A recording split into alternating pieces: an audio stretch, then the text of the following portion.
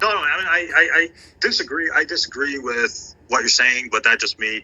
But you still have the problem with the empty tomb. Nobody sees Jesus rise from the dead, so that explains the empty tomb. Because if God took Jesus from the tomb into heaven, that explains the empty tomb, right?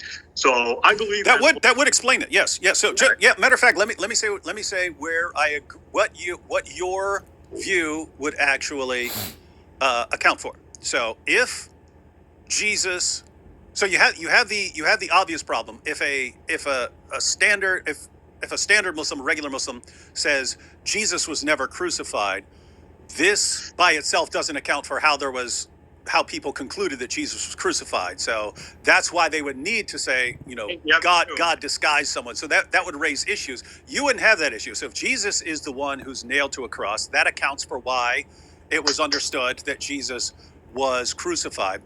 If Jesus survived the crucifixion, so if he survived, in other words, if he he passes out, they think he's dead, they take him down from the cross, stick him in the tomb, and then God takes him up from there. You see, ordinary, classic swoon theory was meant to explain how the disciples concluded that Jesus had been raised from the dead. So the classic, not the you have a modified view where it's actually theistic. There's something miraculous involved here. The classic swoon theory was just, Jesus passes out on the cross, they take him down from the cross, they stick him in a tomb, and then he wakes up later, and after he wakes up, the disciples, oh wow, he rose from the dead. This is a miracle. That has problems which your view doesn't have. So non-theistic swoon theory has the problem that if you saw a mangled crucifixion victim hobbling, you wouldn't have been able to walk, just crawling out of the tomb, you wouldn't have said, oh wow, he's been resurrected. You wouldn't conclude that. If you say that Jesus was put in the tomb and then God took him from there, that would explain why people were convinced that Jesus was crucified. They're familiar with crucifixion, so that would explain why they believed that he died by crucifixion. And your view, which we could call theistic swoon theory, would account for why the tomb was empty. And so, yes, you can explain everything. You can explain everything like this, but the real issue there is a theological one, namely, well, there are two issues. There is one, how people came to believe that he'd been resurrected. If his body just disappeared, they wouldn't have concluded resurrected. You wouldn't conclude resurrection without believing that someone had physically been raised from the dead.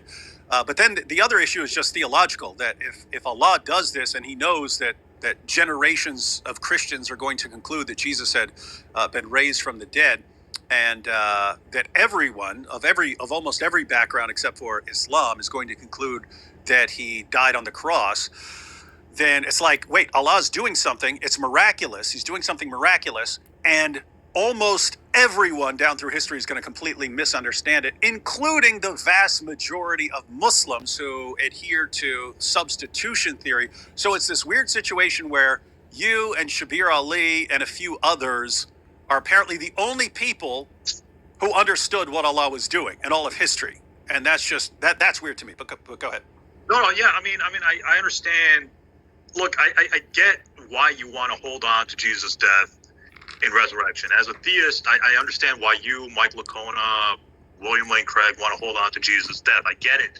But there's nothing in the New Testament, Raven Brown points out, there's nothing that killed Jesus on the cross. If you read Raven Brown's book, Death of the Messiah, the 2-volume book, he says crucifixion pierced no vital organ. So it's very possible, according to Christian scholars themselves, they're admitting that nothing killed Jesus on the cross. Because if I'm crucified and, for 6 hours or 9 hours, I'm going to survive. There's no way I'm going to die, right? You don't have to be Superman to... You could die from the beating. You could die from just the beating, and you could die at any point during crucifixion. Jesus survived the beating before the crucifixion. He survived. Well, people have survived far worse. I read a story about a Chinese man who was in World War II. They shot him with bullets, and he was still they shot many bullets on his back. He was still alive. So people survived far worse in history.